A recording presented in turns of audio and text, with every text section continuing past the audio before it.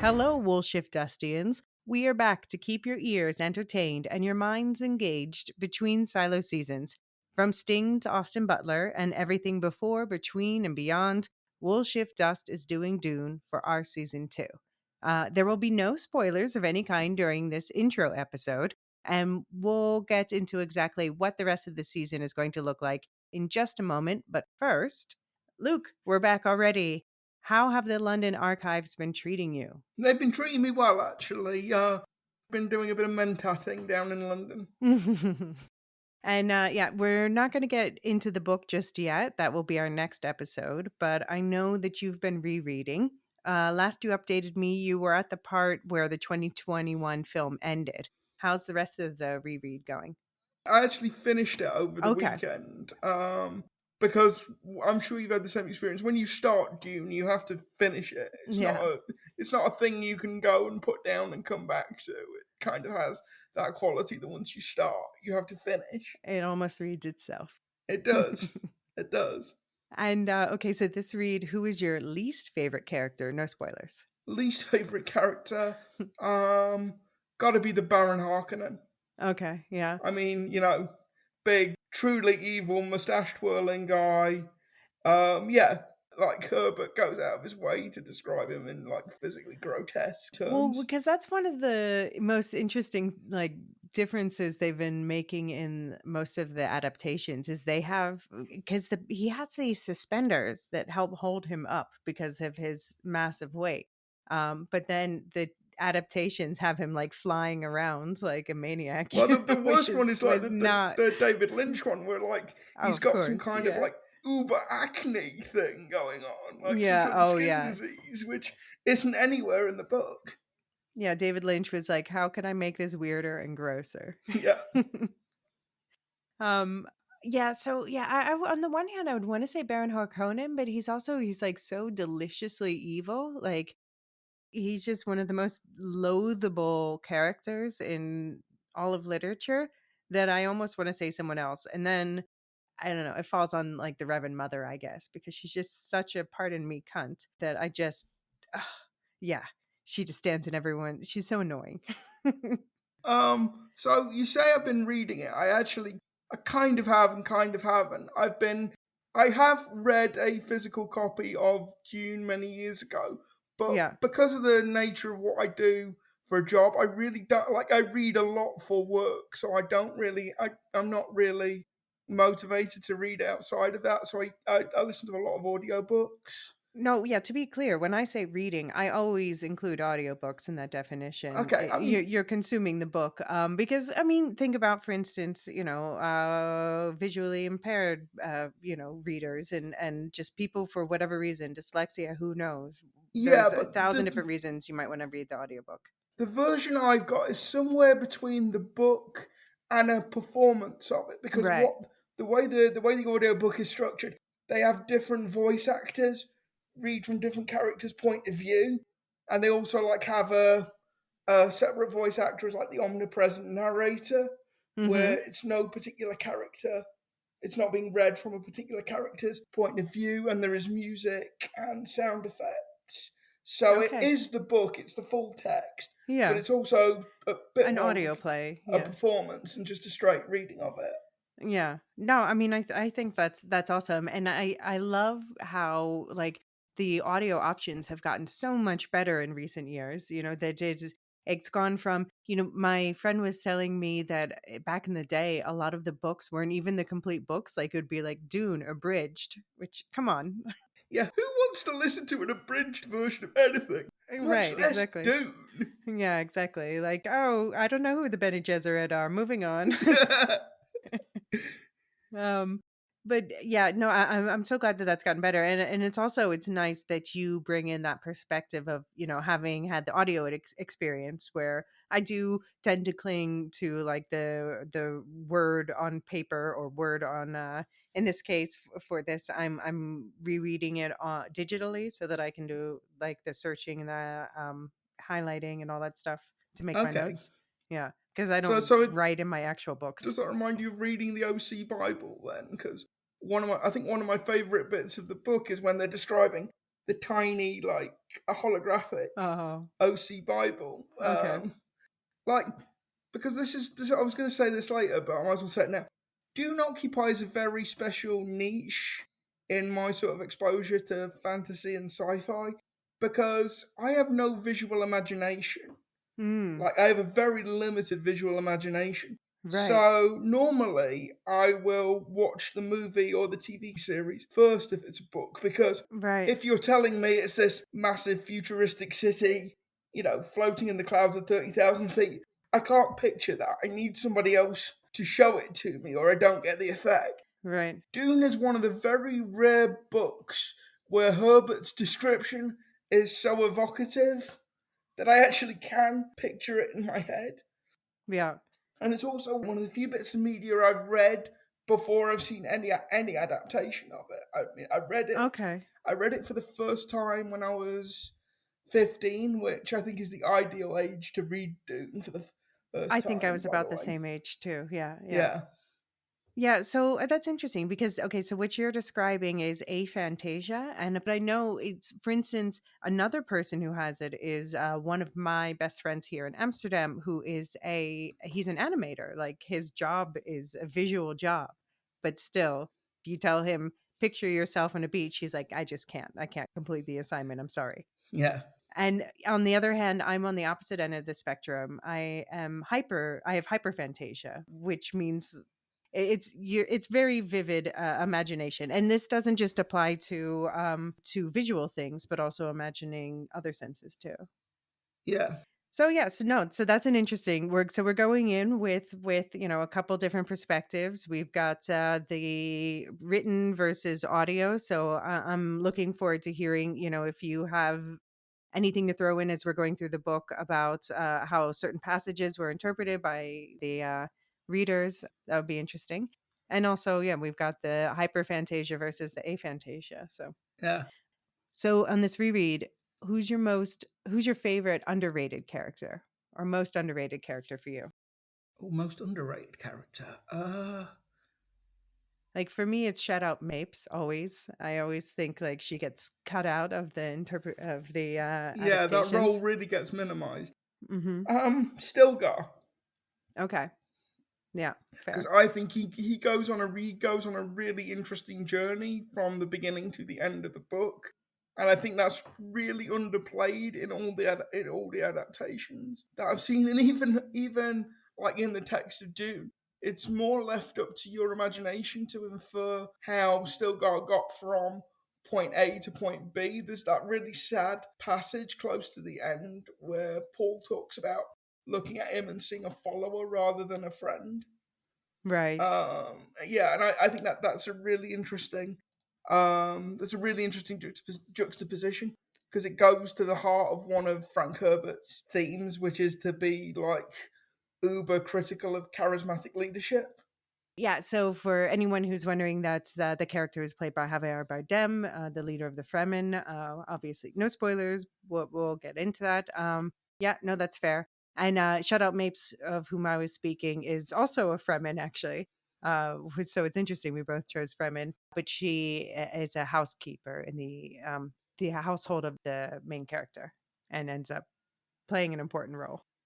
Yeah, no, I can't wait to talk about that. And yeah, we're going to be getting into all that in our next episode in 2 weeks, where we'll recap and analyze the entire first book, this time with both of us having read it. And yeah, so Dune, it was a book given to both of us by our parents when we were fairly young. I got it from my mom, and you got it from your dad, right? Well, I got it from both of my parents. Okay. We were visiting my aunt in Australia, so that's like a 24-hour flight from the UK. So Mm-hmm. basically, I got given this by my parents to say, Had to look, sit down and shut up. basically that this will keep you occupied for the length of the plane journey, and it did. And yeah, it was just a really formative book because, like, so much of what is in Dune, bits and pieces of it, feed through into other media. Oh, absolutely. And, Dune isn't, for all the times it's been adapted, it was first released in like 1965. So a lot of Yeah, what we think of as sci fi tropes get their start in Dune. And also just it was really interesting. The first time I read it, the character I identified most with was Paul, of course. of Yeah. course. But you read it as you get older, and the character I most identify now with is probably Duke Leto. Mm, So I wonder whether that's just a function of age or perspective or what. But I just remember being completely blown away by it. yeah. I'd never read anything quite like it because obviously there's the politics of it, which I think is why my parents thought I'd like it. But Right. there's the mysticism of it, and there's just the quality of it that sucks you in to this world and these people, and just the vast scale of it. Mm-hmm. All of these people, all of this history, um, all of this philosophy, and just the precision of Herbert's writing. Like I say, even for somebody like me with very limited visual imagination, I can picture Dune because the writing and the description is so detailed Mm, and so evocative. And also, it talks about things that I find easier to imagine. So a lot of it is sound, smell, right. touch. A lot of what you're being asked to imagine isn't necessarily visual, which I think helps. Yeah. And so the book was your first exposure then before like the Lynch movie or Yeah, anything else? Yeah. yeah, Okay. Yeah, I honestly I don't remember when I first read it. I was definitely a teenager. I don't know how many times I've read it. The follow-up novels I've only read once all the way through, twice for the second and third books, and I haven't read the books by Frank Herbert's son at all. That my mom has. I plan on changing that after this, I think. But yeah, I don't know. I also agree that it's changed where maybe the first time I read it, I was more looking through Paul's eyes, and now I'm more looking through Lady Jessica's eyes.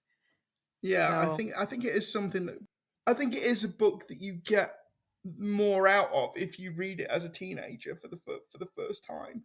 Because I think there is something. It's the first piece of media I ever came across that really subverted the idea of the hero's journey. mhm. This journey that Paul is on, but he has no control over it. He doesn't want to go on this particular journey. He doesn't want to I be. mean, he embraces it He at certain embraces it points. in the Yeah, end, yeah, but yeah. It's we won't get too much into how, but it subverts the hero's journey trope in ways. Yeah, yeah. Yeah, and for anyone who doesn't know who Herbert is or doesn't know that Dune was the start of an entire series, much less that it was continued by his son after his death, don't worry. We'll be getting into all that in a moment. This episode, which should be shorter by Will Shift Us standards anyway, it's all about setting the stage for the whole Dune story. Where did it start, and how did it become one of, if not the most famous and influential science fiction stories ever told? It's at least often cited as the best selling science fiction novel of all time. And yeah, as we talk through the timeline today, we'll touch on the topics we'll be covering in future episodes. The Jodorowsky adaptation that never was, but was supposed to give you the experience of a hallucinogenic. The trippy 1984 Lynch adaptation that actually did happen, and how that spurred the Dune series to real fame and spawned some video games too. And yeah, the underrated sci fi adaptation from 2000, the only one that includes some of the book's most iconic scenes, and I know Luke's especially excited. I see him laughing already. And of course, the Villeneuve adaptations, past, present, and future, not to mention Dune Messiah, the second book on which Villeneuve's third film will be based. Luke, of all of these, which are you most excited to talk about, and why is it the sci fi one? well, I'm just excited for the sci-fi one because I've only watched that once. I only watched that Hmm. when it came out, and Same, actually. I just have very odd memories of it. and I want to see if like my imagination has filled in gaps or it really was that strange. The one I'm actually looking forward to most is talking about the '84 Lynch adaptation Okay. because my first exposure to Dune was the book, but my dad's was the Right. movie, and my dad loves that movie. Like every time we've changed formats, we've got VHS, we've got DVD, we've got Yeah. Blu-ray. It's like every time I'm home, it will either be, do you want to put Interstellar on or do you want to put Dune on? It will be one of those two films. My dad absolutely adores that film, so I've seen that. Yeah. I've probably seen that in like three figures. I can quote Yeah. large sections of that film from memory. Yeah, my mom's a big fan too. Maybe not as like to the detriment of all other sci-fi as that, but yeah, that's definitely was her entryway drug that got her on the books and everything else. Yeah. Yeah, no, Dad, it's either Interstellar or Dune. One or Yeah. the other. Take your pick. Yeah, I'm kind of excited to get into the adaptations that haven't gotten as much attention, but especially like juxtaposing them all together. I think yeah, they're all wonderfully weird, but in vastly different ways. So each is undeniably adapting the same story, but from a different angle. And like the visual creativity these books have inspired, it's just really fascinating how it goes in all different directions. So I'm especially excited to take a closer look at the different choices each director has made in the adaptations, which ones worked, which ones didn't, and why, and what can we learn from these that we can use to evaluate other adaptations of other stories. Um, yeah, we're definitely going to be relishing in all the delightful weirdness too. For each episode, I'm going to ask Luke and I and listeners at home to rank a top three as they read or watch each entry we're covering. So I'll be gathering that feedback so we can analyze it together and figure out what we're responding to as a community. So stay tuned until the end of the episode for the first top three question. And quick housekeeping note. We have, of course, heard the rumors that Warner Brothers is considering moving the release date of any and all of their upcoming films, including Dune Part 2, due to the ongoing writer and actor strikes. We're going to continue as planned for now, and if a date change is announced, we'll shift the later episodes of this series accordingly. But I don't know. I personally think Dune is the film Warner Brothers is least likely to move because they've already done so much promotion, and it being Dune with that cast, it kind of promotes itself. Mostly, I don't think they'll want to move it out of that prime awards window sweet spot, as it's expected to be a powerful contender at the Oscars. Between Dune and Barbie, the WB could have a very good year, even if they move The Color Purple and the rest of the slate. So, moving this film, yeah, would also show bad faith that the studios aren't interested in negotiating. Not that that's going to necessarily stop anyone, but yeah, on that note, we just want to say that when we get into the new adaptations, we're here to promote the work of the creatives, the actors, the crew involved, based on the guidelines provided by the WGA and SAG AFTRA. And we believe it's important to highlight who it is that really makes our entertainment and demonstrate why they deserve to earn a fair wage for what they bring into the world and why their genius cannot be replicated or replaced by the next studio exec's cost cutting measure, AI or otherwise. Luke, is there anything you want to add to that? No, I agree with all of that. I did want to ask you one question in this introductory episode, Alicia, which is, do you think any of the adaptations that have been released so far actually are actually live up to the book? Yeah, I was actually discussing this with a friend earlier, and I was saying, I think this is one of those cases where collectively together they get there. Each one has different pieces that they need, and but none of them on their own. No. Yeah, I would agree with that, but I'd also say that I think the urge to adapt Dune as a movie or as a mini series is wrong. It It needs to needs be at least a yeah miniseries. HBO or Apple need to pick this up and do like a at Yeah, least the a last 10 of Dune. episode Yeah. The adaptation Dune of us. to do it properly in my Yeah. opinion. No, I agree. I Yeah. agree. I know that was exactly my feeling with the Villeneuve film. And also and I did find out like a lot of the things I was upset about them cutting apparently were originally in the plan and then they just cut for time because they because a lot of the coolest things in the novel are those scenes with the subtle politics and, learning about the world. And Yeah, I I think mean, a lot there's of filmmakers aren't sure how to translate that. because the thing I always compare it to is V for Vendetta. Okay. I don't know if you've ever read the graphic novel for V for I Vendetta, have not. but there's a lot more stuff in there that builds out the world. So there's a lot more stuff about Chancellor Sutler's background. There's this whole thing about this artificial intelligence they've created to spy on people. None of that makes it into the movie, but at its heart, V for Vendetta is actually quite a simple story. You can actually prune all of that stuff and keep the bits of the story that really matter. Whereas Dune, I always feel if you take any part out of it, Yeah. you're weakening the whole. It's like playing It's so Jenga. Yeah. intricately woven. Yeah. Yeah, it's true. All right. Well, we're going to get into what Dune is, where it came from, and who the fuck Frank Herbert is right after this quick commercial break. Receive the wisdom of Princess Irulan's writings. Psst. Editorial note for anyone who doesn't know. Princess Irulan is the character who will be played by Florence Pugh in Dune Part 2. We'll talk about her a bit later this episode, and a whole lot more in the weeks to come. Okay, back to your regularly scheduled podcasting. So, Luke, how much do you know about Herbert and the Dune backstory? I know a little bit about Frank Herbert. I know he did a lot of things. He was a journalist. He was a Right? speechwriter for a Republican senator. He Yeah. was a hydrographer, which makes a big difference to the story. So this was a guy Mm-hmm. that went into the desert looking for water, particularly the deserts of the Western United States.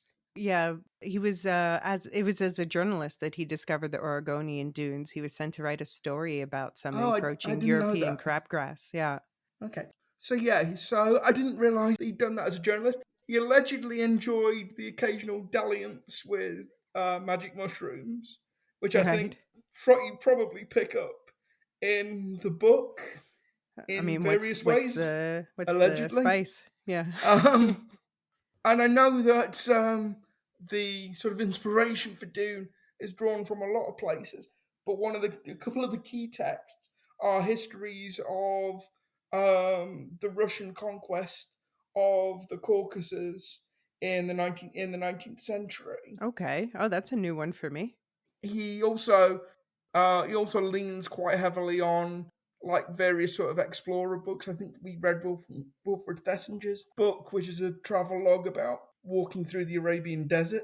Okay. And there's, as we did some research ahead of this podcast, obviously there is a lot of Arabic influence in Dune. So Some Bedouin. Yeah. yeah, there's a lot of Arabic language picked up, but there's also bits of Hebrew, bits of Turkish, Dutch even. Yeah. bits of Berber. I mean, he really drew from all over the place, but of Yeah, course, yeah, a lot of it is desert cultures because yeah. yeah. I mean, people always talk about it being the Arabian desert, but I've always thought of it as the Sahel, which is like the southern rim of the Sahara Desert. Basically, because in like the harshest parts of the Arabian Desert, people don't actually live there permanently. People pass through it, but there's Mhm. not enough water to actually sustain life. Whereas the Sahel, always to me, strikes as closer to what Arrakis is, because Right. actually there are settled communities.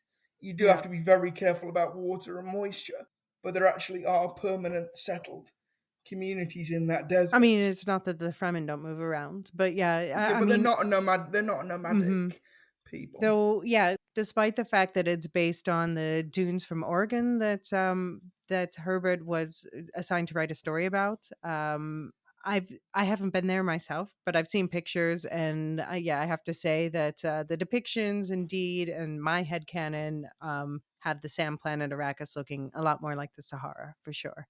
But the story of Dune, or the Dune Chronicles, which started with the first book, simply called Dune, published in 1965, as you said, Luke, is a creation of Frank Herbert, and he was born in 1920, raised in rural Washington state, and moved one state down to live with his aunt and uncle in Oregon at the age of 17.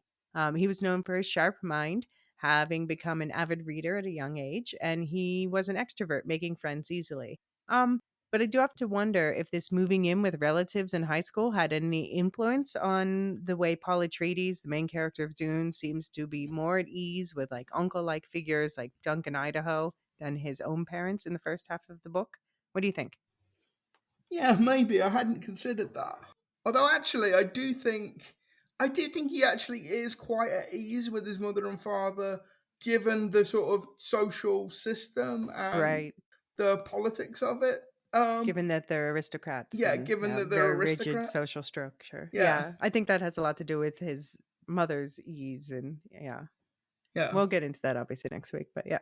But anyway, yeah, but Frank Herbert, he started his writing career at local newspapers, married in 1941, had a daughter the next year, Penny, who passed away last year at the age of 80, and he got divorced a year later. And in between, in 42, he served as a Navy photographer and came home with a head injury. In Oregon, he went back to newspaper work, studied fiction at the University of Washington, where in 1946 he met and married fellow writer Beverly Ann Stewart, mother of the younger Bruce, who sadly passed away in 1993, and the elder Brian, who continued his father's series after Frank's death at the age of 65. And yeah, Brian and his co writer added more than a dozen books to the 6 millennia hopping opuses published by Frank before his death. At age 76, Brian Herbert is still going strong and plans to release his next Dune novel this fall. Now, have you read any of Brian's novels? No, I haven't actually. I've only read Dune, Dune Messiah, and Children of Dune. Okay, okay. Well, season 2 of The Wool Shift Dust here on the public feed will cover the first 2 books, Dune, and eventually in November, Dune Heretic, and all of the adaptations thereof. Because, in fact, these are the only 2 books in the Dune series anyone has ever attempted to adapt, along with the third book, Children of Dune, which is combined with Dune Heretic for the Children of Dune Syfy series, which will be the last thing we cover this season. If you're curious why no one has attempted to adapt beyond that point, just how wild this story gets in its telling of future humanity through thousands of years of intergalactic war and evolution and devolution and back again. There will be a book club to keep the story going, but that's months away. So I'll talk more about that then. For now, we're going to start with the book that started it all, the best known bit of the story.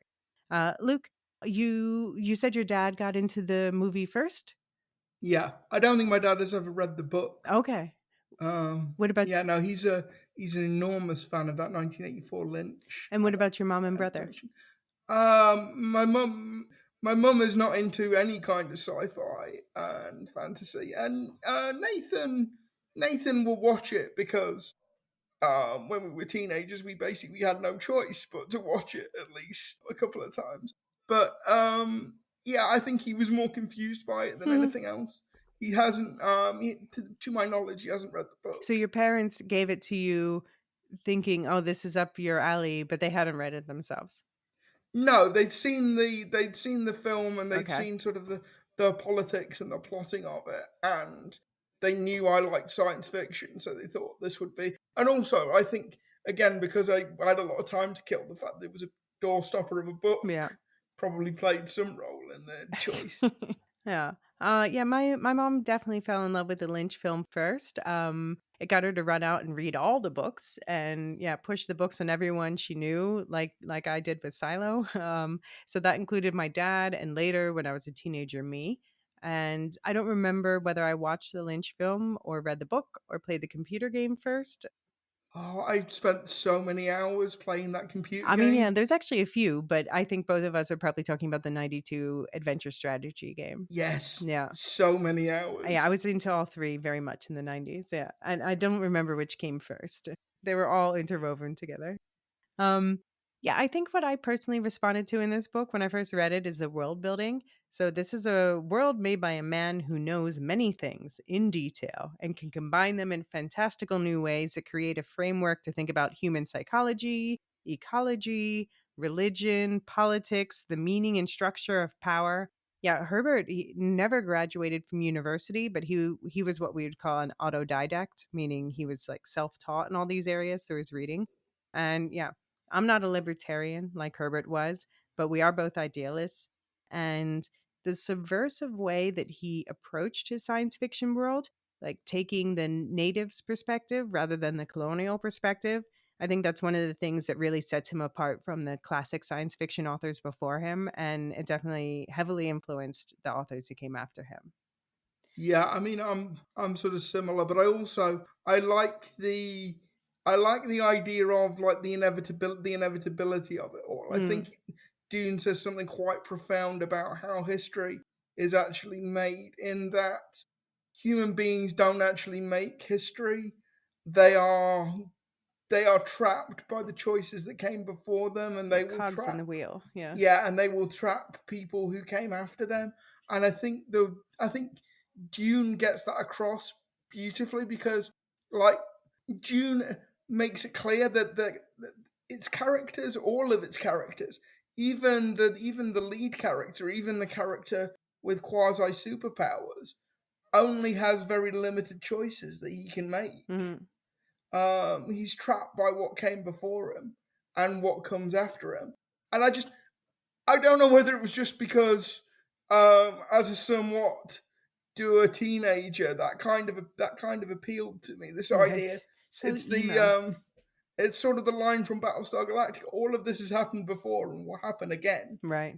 Oh, And yeah. That's I just very the wheel like, of time, by the way. Yeah. yeah, I just thought that was really interesting, and I love the way it subverted your expectations of what a hero is supposed to be and who a hero is. And like you say, Herbert is a libertarian. He has a very dim view of any kind of power structure. Right.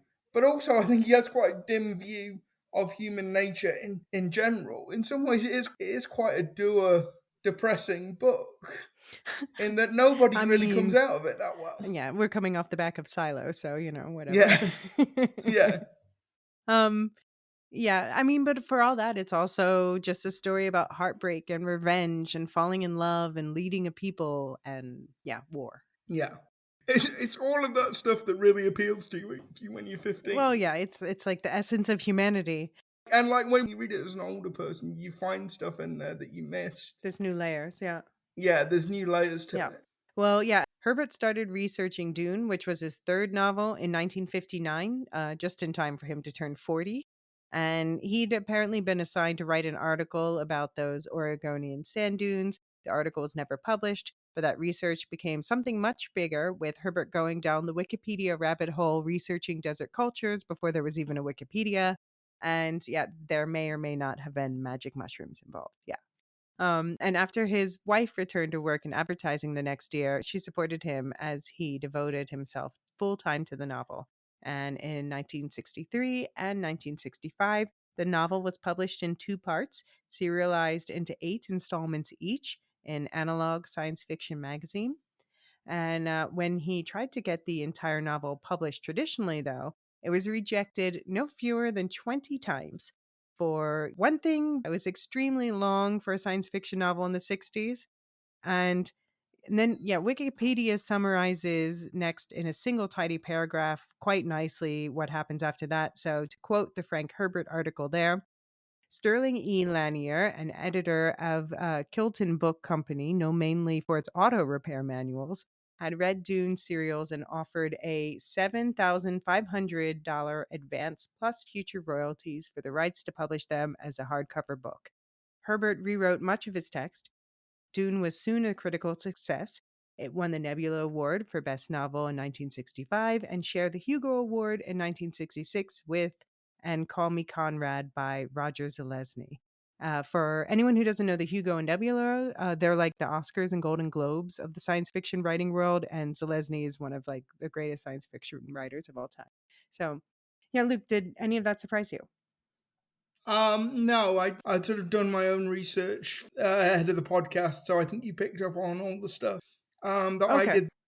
Yeah, and then after publication, Dune was a respectable size success, helping Herbert at least get other work in journalism, education, photography, and he even worked in Vietnam and Pakistan as a social and ecological consultant for a while.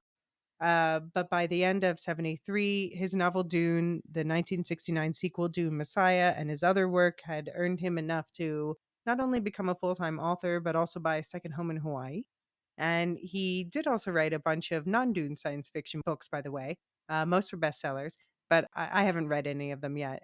I might have to change that. What about you, Luke? No, I haven't read anything that's not Yeah. Dune related from Frank Herbert. But yeah, he's of course most famously associated with Dune, and he published the third novel, Children of Dune, in 1976.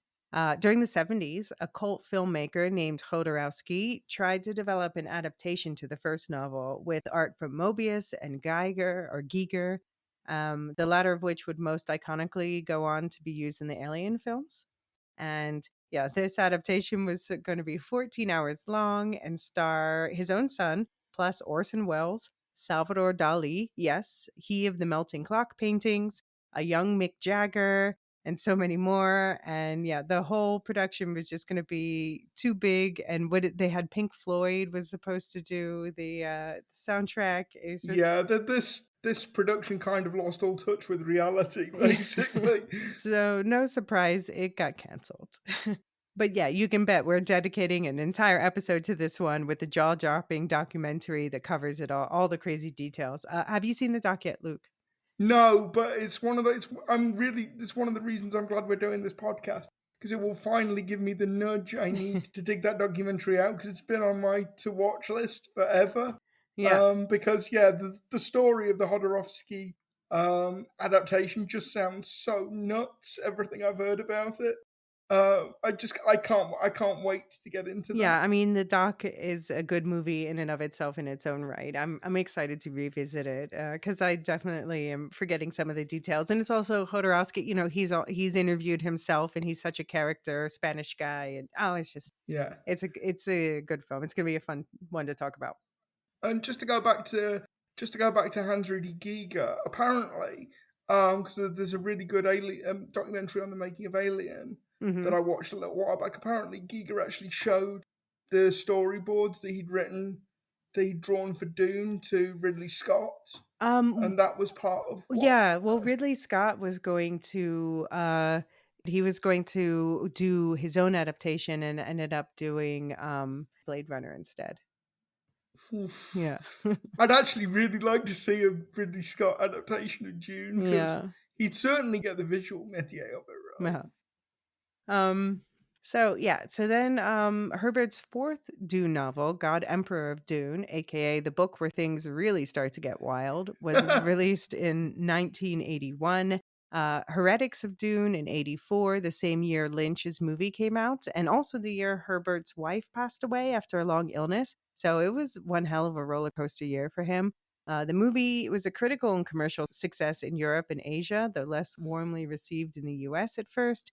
But obviously, there were a lot of Americans who felt the way my mom and your dad did about it. Because even before this podcast series, I'm going to bet that pretty much everyone listening has at least heard of this 40-year-old movie, if not already seen it yourself. So I think that's a pretty good mark of success. If you haven't, go and watch it, because you'll enjoy it. You may not enjoy it for the most highbrow of reasons, but it's a trip. It's an It's a fun ride. experience. Yeah. Yeah, We'll be watching it together in a few yeah. weeks. Yeah. And yeah, Frank Herbert's final Dune book was Chapter House Dune, published a year later in 1985, which is the same year he remarried to a former publisher. And he'd planned a seventh and final novel for the series, but he passed away in 1986 before he could complete it from complications related to a surgery for pancreatic cancer. More than a decade later, his son Brian, with the help of writer Kevin J. Anderson, would pick the series back up with, amongst others, two final books to complete the original series based on his father's notes for that planned seventh novel. And those were Hunters of Dune and Sandworms of Doom, published in 2006 and 2007. But Brian had several thousand pages of his father's notes to pull from, so they've written a bunch more Dune books besides that, set during the original series, just before it, and 10,000 years earlier during the Butlerian Jihad. Now, these books are still being published to this day. Um, does talking about Frank Herbert's life change anything about how you interpret the novel, Luke? I do think Herbert's politics are interesting, because, like, in researching for this episode, I came across like several articles arguing that Dune is a problematic book, Mm. in that it's, you could say, Oriental. Like, you can make an argument that it Orientalizes the Fremen. You know, it treats them as like exotic. exotic others that are waiting for a savior from outside I mean, but I to disagree come. because you look through their eyes more than any other culture in the books.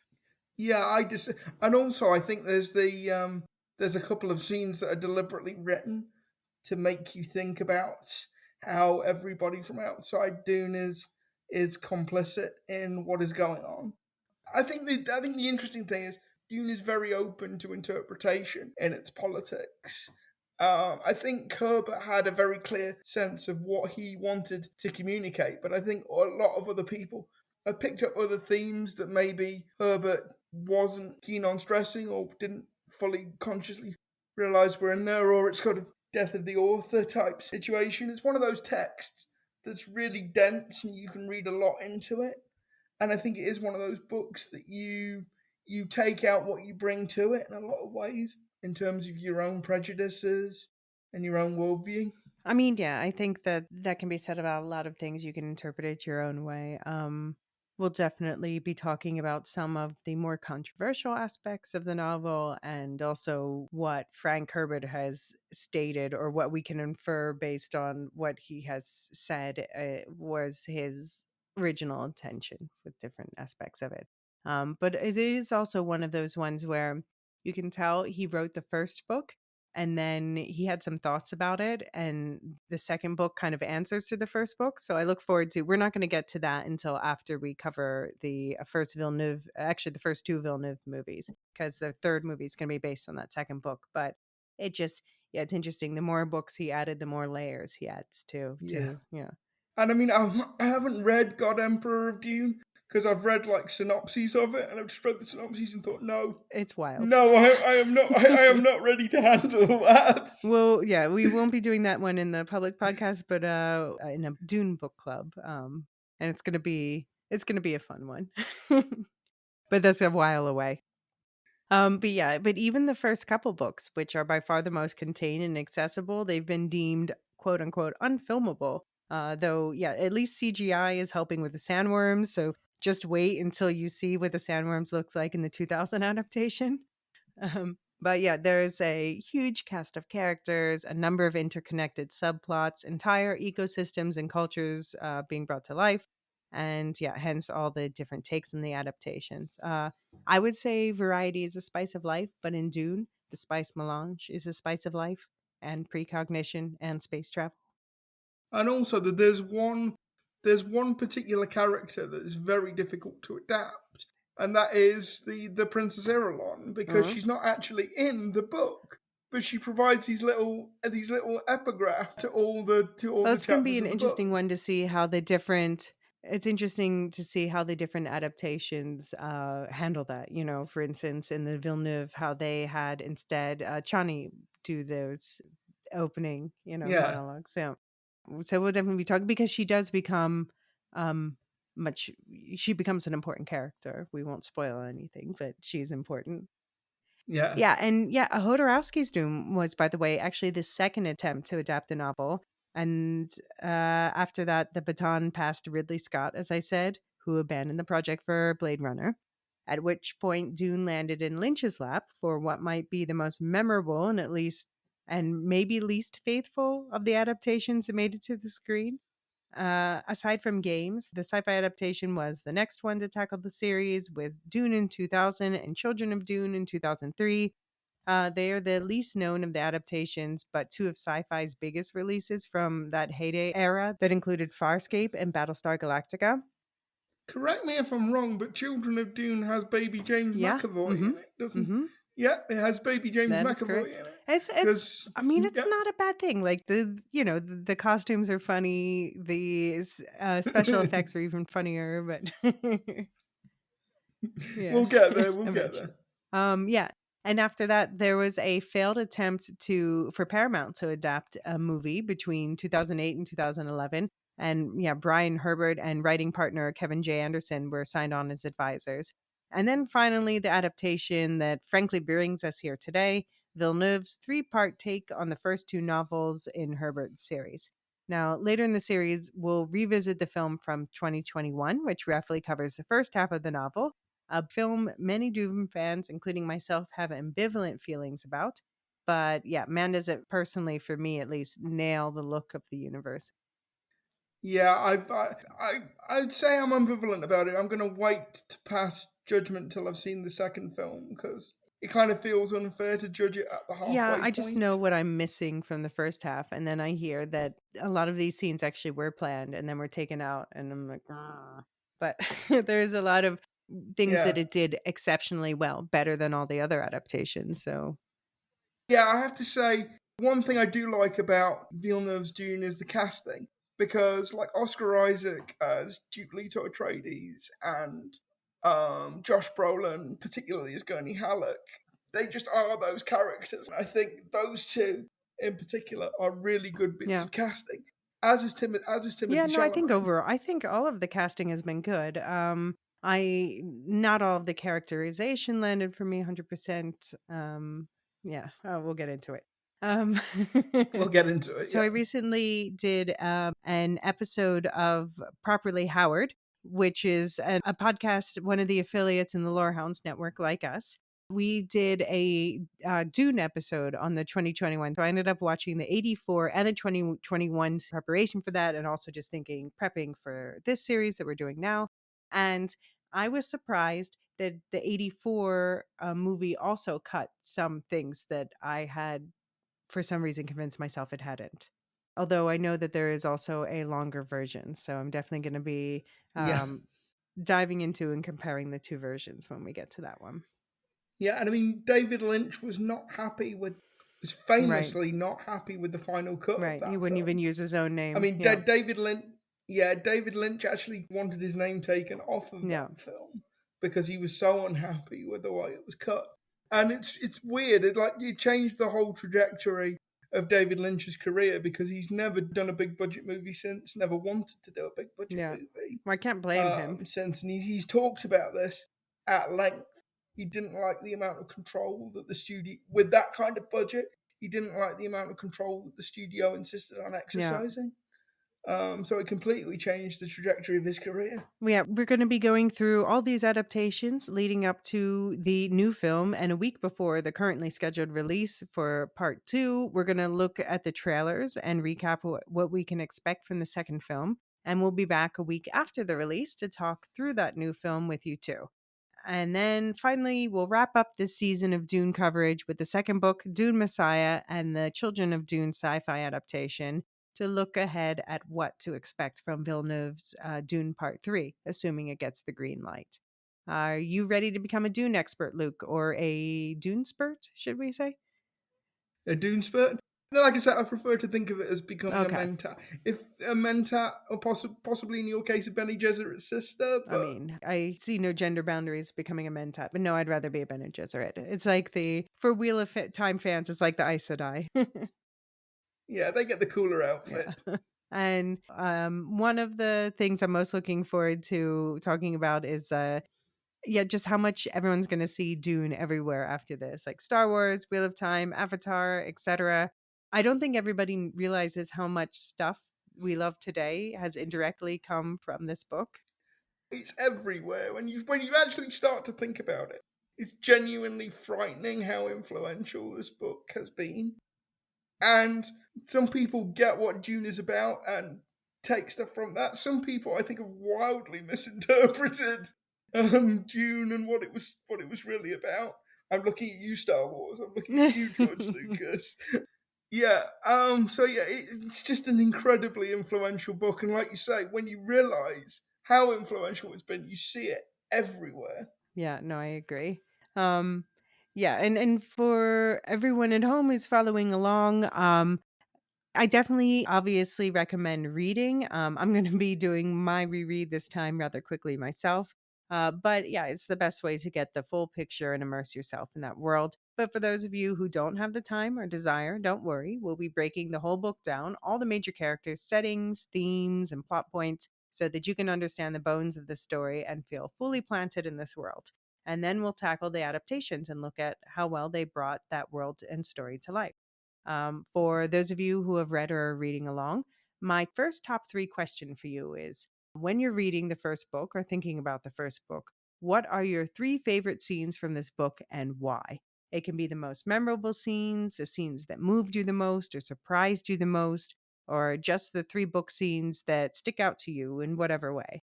I'll throw up a post on Twitter. Yes, I'm still calling it Twitter now and forever. And you can also hop onto the We'll Shift Dust channel of the Lorehounds Discord to share your takes there. Or you can also email them to us at we'llshiftdustpodcast@gmail.com. And Luke and I will, of course, share our top threes live in the next episode. If people are interested, by the way, I know there are several audio versions of it. The one I've been listening to is the one that is available on Audible, and it is the one that lists Simon Vance as the narrator. Obviously, there's a full cast, but it's the one that lists Simon Vance as the main narrator. Okay. And you heartily recommend it. I do. It's a really good Cool. production. Yeah, and also looking ahead a few episodes, I'd love to hear from people who have played the Dune video games in the 90s and beyond. So, yeah, please tell me what you can remember. I'd especially love some voice memos on this topic. You can email them to me at we'llshiftdustpodcast@gmail.com again, that email address in the notes. And meanwhile, the Silo Book Club is heating up on Patreon. You'll find both part 2 of my Hugh Howey interview there, as well as the full breakdown of the first book in the Silo series, Wool. So, yes, we're giving away all the spoilers about what's going to happen next in the story, with Sam of Silo TV fans fame this time to protect Luke's show-only innocence. You can find the book club at patreon.com/woolshiftdust. And I want to personally thank the new Silozins who have joined the book club since we aired our Silo Awards episode. Paul Kent, Merciless Fur, Stu, Samartian, Dan G, Melly B, Cliff J, Tom S, Lisa Fancher, aka Lady Walker Fan, Matthew M, James N, Diane D, Laura E, Redhead Shannon, Natalie L, Aurelio, Josh W, Faisal M, Salsa, Kim Shong, aka The Lone Token, or that chick who plays bass, Nano Nate's Great, Chris C, Ranga B, Paige C, and Nancy M. Sam and I love having you all reading, listening, and discussing with us. And there's still time to get in shift feedback before this weekend if you want in on that discussion too. And this podcast was published by the Lorehounds, a podcast community dedicated to deep dives and hot takes just like this. I'm one of the co-hosts of the MCU Universe series on the Lorehounds feed, where we're just wrapping up our coverage of Secret Invasion. The show isn't everything we hoped it would be, but there's a lot to analyze, from the interesting seeds for future storytelling to what exactly went wrong with the realization of it all. I've got to say, as a listener, I think you guys have gone out of your way to be fair and balanced on that show, because it would be so easy to rip it limb from limb, and you didn't. I mean, the show has its fans too. There are people who Yeah. genuinely enjoyed it. So, I mean, we tried to be fair, and if we're gonna, we talked about that there are things. It's not a complete dumpster fire. We talked about the things that we liked about it, and if we're going to criticize it, we try to be fair. And I think you guys did a really good job of trying to highlight both the good and the bad in the show. I think it would have been really easy to just point and laugh and go dumpster fire. And in true Lorehounds fashion, you guys didn't do that. Yeah, I mean, and it's a really good podcast, if I do say so myself. Oh, thank you. We try to pull out the Easter eggs and things you'll still want to know whether or not you enjoyed the show yourself, because it's still part of the MCU universe, and I'm not someone who's going to cry MCU fatigue. I love the MCU. And also, if you haven't listened to a podcast he's done so far, Jean has just the best voice for radio ever. It's true. It's just fantastic. Yeah. Deep and velvety. Yeah. Yeah. And I'll also be popping up with Jean and John, who are two different people. We're going to one shot to talk about Good Omens, the second season of the Neil Gaiman adaptation. And there'll also be episodes coming out soon from the Lorehounds without me, including a primer for Ahsoka Season 2, continuing their coverage of Foundation, which is perfect for Dune fans, as well as One Piece, the Earthsea series of books, Tolkien's Silmarillion, and a bunch of other stuff. And starting in September, I'll be guesting on their Wheel of Time coverage too. And new to the Lorehounds Network is the podcast Properly Howard I mentioned earlier, where Steve and Anthony tackle movies one irreverent take at a time. Their new season, starting this month, is all about remakes, from White Man Can't Jump to The Wicker Man. And yeah, including that episode about the 2021 Dune film that I guested on, which will be coming out toward the end of this month, if you want a preview on my thoughts on that film. And Luke, where can people find more of you? So they can find me at Luke Middup on Twitter. Yes, it is Twitter. It will always be Twitter. And I also do another podcast with a couple of friends from uni. It Could Be Said, all one word. We look at politics, international relations, and sport. And yeah, I'm also on Twitter and other social media as at Elysia CB. And you can always find me on the Lorehounds Discord too. Talk to you again in a couple weeks when we'll make sure you know your mentats from your Spacing Guild, see the subtle difference between the Kwisatz Haderach and the Muad'Dib, and understand why there's the Bene Gesserit all along.